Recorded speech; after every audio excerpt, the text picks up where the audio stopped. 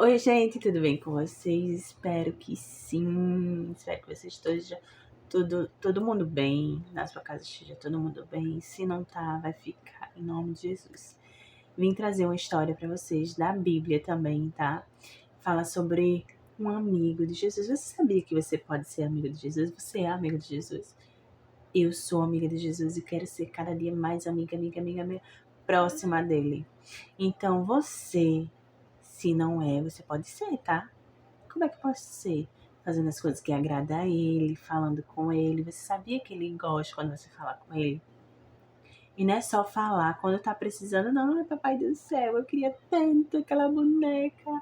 Ah, papai do céu, eu queria tanto aquele videogame. Não só pode falar quando tá precisando das coisas, não, viu? Isso daí é um relacionamento de interesse. Com o papai do céu não rola esse tipo de relacionamento com interesse. Tem que ser o relacionamento, ó, verdadeiro, do coração.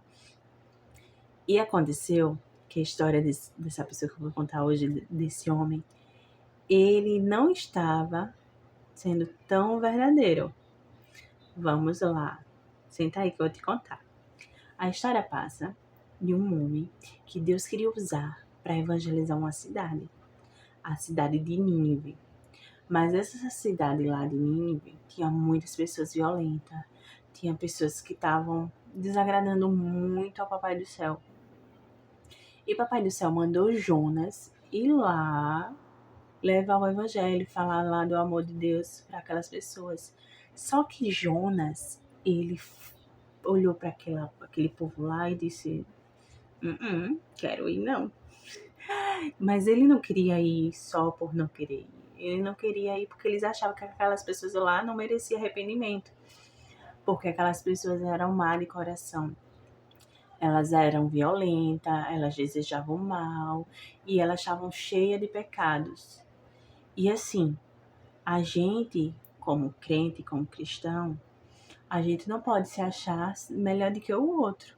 A gente tem que sempre se corrigir, porque sempre tem alguma coisa que a gente faz de errado.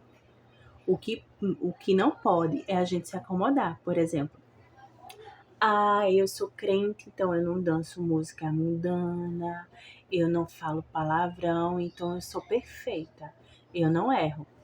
Tá errando, sim. Com certeza, em algum momento você tá mentindo, ou se não tá mentindo, você tá desobedecendo o papai e a mamãe. E desobediência é pecado, sim. E às vezes você pode achar que não desobedece, mas desobedece. A partir do momento que o seu pai, sua mãe, seu responsável lhe dá um comando, lhe pede para você fazer uma coisa, e você não vou, ou já vou depois, e depois, depois, e depois. Isso é a desobediência. A obediência ela tem que ser feita quando se pede, lógico que se você. Não tô dizendo que se você tiver culpado, tá terminando de comer, e você dizer, papai, deixa eu terminar de comer pra eu ir. Ou deixa eu comer, assim que eu terminar eu tô indo. Mas eu tô falando daquela preguiça que você fica lá deitado no sofá, jogado no chão, jogando videogame ou no celular. E a pessoa pede e você fica, daqui a pouco, e acaba não fazendo. E acaba indo com má vontade. Isso é desobediência também. E sem falar que tem outras coisas. Quem é você quando você tá no ambiente da escola, sem seus pais por perto? As pessoas sabem que você é crente? Eita, que tá muito clara aqui. Essa luz não tá muito boa, não, mas vai com ela mesmo. Seus coleguinhas da escola sabem que você é crente? Seus coleguinhas da rua sabem que você é crente? Ou você só é crente na frente do papai e da mamãe? Se você tá sendo crente só na frente do papai e da mamãe ou só na igreja, tá errado. Isso já é um pecado. Tá bom de corrigir isso, pedir perdão ao papai do céu. Porque você não tá, tipo, só se escondendo. Você tá escondendo Jesus. E Jesus, ele é uma pessoa. Ele sabe. Ele vê. Ele vê quando a gente faz coisa errada. Ele vê quando a gente tá desagradando a ele. Quando a gente tá escondendo ele. Porque você não tá só se escondendo ser crente. Você tá escondendo Jesus porque Jesus não mora em você. O Espírito Santo não mora em você. Então, o Papai do Céu pediu para Jonas ir lá naquela cidade chamada Nínive, pregar o amor de Jesus para aquela pessoa, porque o interesse do Papai do Céu é resgatar as pessoas, é salvar as pessoas, porque o inferno ele não foi feito para as pessoas, ela foi feita para o diabo e seus anjos caídos, os demônios. Então, Papai do Céu não quer que as pessoas vá para o inferno, mas o que acontece é que as pessoas não querem recusar as práticas erradas, as pessoas não querem mudar de vida, não querem assumir o relacionamento com Jesus, dizer, eu sou crente, eu faço as coisas de crente, eu sou diferente, eu não faço isso. Então as pessoas não querem fazer isso. E as pessoas precisam ser anunciadas. A gente precisa anunciar Jesus para essas pessoas. Não só Jonas, que tinha que ir para Nínive, mas como eu e você também temos. Nós temos que falar para os colegas de escola, para os da faculdade, para os da rua, para nossos familiares. Eu, quando era pequena, eu lembro que quando eu me converti, eu tinha muita sede de Jesus, assim. E eu peço a Jesus que essa sede aumente. E eu lembro que eu sempre tive essa facilidade de comunicação. E eu subia no ônibus, aí eu sentava e eu via. Eu só queria que a pessoa virasse um pouquinho o rosto assim pra mim, que eu já puxava a conversa. E eu lembro que uma vez uma mulher virou e eu fiz: Você sabia que Jesus te ama? Então só o fato de eu fazer aquilo, nossa, eu já tava pregando o amor de Jesus, sabe? Aqueles folhetinhos que a gente dava e tem muita gente que dá ainda hoje. É muito importante, porque às vezes a pessoa passa semanas sem ouvir uma palavra, a pessoa não tem costume de ler a Bíblia, a pessoa não tem, como é que eu posso dizer, ninguém que fale do amor de Jesus, ou a pessoa está sem esperança, e vem uma pessoa com uma palavra dessa, às vezes com uma mensagem, às vezes com um papelzinho, às vezes só um Jesus te ama, porque às vezes a pessoa não está se sentindo amada. Era isso que o Papai do Céu queria, que Jonas fizesse lá na cidade de Nínive. Mas Jonas olhou para aquele povo e disse: aquele povo é ruim. Aquele povo não merece, não. Merece ir tudo pro inferno. Olha só. Então, assim, não estou dizendo que Jonas fez isso. Mas Jonas, ele não quis ir. Ele ficou com medo, porque ele ficou com medo de chegar lá e pregar um evangelho, pregar algo que aquelas pessoas não estavam vivendo. E até, tipo, as pessoas serem violentas com ele, né? Aí Jonas pegou e pensou: eu vou fugir de Deus. Ele mandou ir para aquela cidade, ele foi, subiu num barco que não ia para a cidade de Nínive, achando ele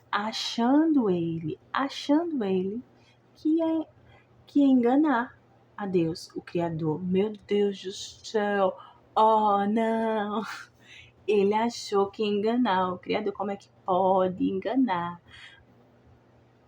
Deus, o Criador de todas as coisas, que conhece cada célula do nosso corpo? A Bíblia diz que ele sabe todos, sabe quantos cabelos tem na minha cabeça. Então Jonas quis fazer isso.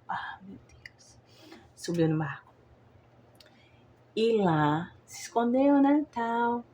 Vai lá na viagem, o barco começa a balançar, balançar, balançar, balançar, balançar.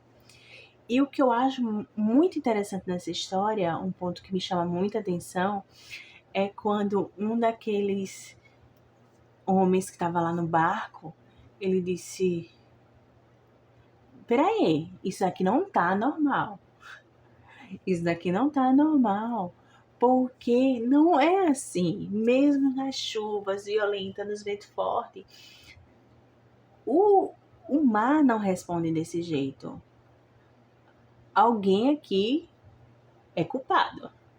Eu acho essa parte fantástica, minha gente do céu. Eu tenho essa parte me chama a atenção. Me chama a atenção de um jeito, porque aquele momento ali, aquelas pessoas viram que não era natural, não era algo natural. Então, uma vez eu vi uma pessoa falar, que eu não vou conseguir lembrar quem foi, que quando as coisas não estão normais, não estão naturais, é porque é espiritual. É algo muito mais além. E aquilo ali, naquele momento, aquela pessoa teve esse entendimento. Se, opa, não tá normal. Tem algo estranho acontecendo. Foi quando ele disse: vamos lançar a sorte para ver de quem é a culpa. Aí foi quando Jonas. E Jonas foi explicar. Jonas foi explicar, dizendo: não, peraí. Fui eu, a culpa é sobre mim. Me joguem para vocês se livrarem. Joguem. E aquele pessoal pegou, jogou ele, Jonas jurando que o propósito dele tinha acabado. Meu Deus do céu, é fantástica essa história. Jonas disse: não, eu vou cair no mar, vou morrer, ou afogado, ou algum peixe vai me comer, tubarão. E pronto, acabou por aqui. Mas olha só. Ai, como é maravilhoso as coisas de Deus. Quando Deus tem um propósito na nossa vida não se encerra até a gente cumprir esse propósito. E olha, o propósito de Deus é tão grande. Então Deus vai fazer um propósito imenso na sua vida, na minha vida. Amém? Então, na vida de Jonas não foi diferente. Deus disse: tu não vai escapar, não. Eu vou te pegar. A Bíblia fala que Deus mandou um peixe grande e ele engoliu Jonas. Algumas pessoas acreditam que foi baleia devido à anatomia dela. Que ela engole, ela não mastiga. Ela engoliu, né? Só que a Bíblia não fala qual tipo de peixe. A Bíblia fala que foi um peixe grande, um peixe enorme que engoliu Jonas. Minha gente, eu vou dizer, a proteção de Deus na vida de Jonas foi tão grande, porque você não precisa ser muito estudioso para saber que o estômago, ele tem, tipo, a gente tem um suco gástrico que ele corrói a comida. Oh, meu Deus, isso é fantástico. A baleia com certeza tem algum tipo de componente que faz com que dissolva a comida. Chega a me emocionei agora. Mas Jonas passou 3 dias, 3 noites dentro da barriga do peixe e ele não foi nada. Gente, olha o livramento. Olha o livramento do mar. Olha o livramento dentro da barriga do peixe. O Senhor, Jonas, lá na barriga do peixe, ele se arrependeu. Pediu perdão ao Senhor. A Bíblia fala que Deus fez com que o peixe vomitasse Jonas na praia. A baleia não conseguiu, o estômago do peixe não conseguiu fazer com que Jonas corroesse a carne de Jonas. Não foi, ele ficou intacto. A Bíblia fala que quando ele foi lançado à terra, ele entendeu que o propósito dele continuava. Assim, Jonas lá na barriga do peixe, ele entendeu que ele não morreu. Ele entendeu que Deus tinha um propósito na vida dele. E quando ele foi lançado à terra, ele sabia que ele teria que cumprir aquele propósito. Não tinha como correr, né? E tem muita gente como Jonas, viu? Correndo aí do propósito de Deus. Não seja Jonas, não, que Deus é pior. Meu Deus do céu, como é que a pessoa não entende que é pior? Se há um propósito, se correr, o bicho pega, né? É melhor ficar, obedecer, fazer as coisas certinho, que as coisas vão bem, né? Mas Jonas, ele não estava com o coração disposto a obedecer. Essa foi a grande questão. Então, ele precisou passar por tudo isso para ter o coração disposto a obedecer. Foi quando ele foi lançado à terra e ele se levantou e foi para onde? Para Nínive. Não era melhor ter ido logo?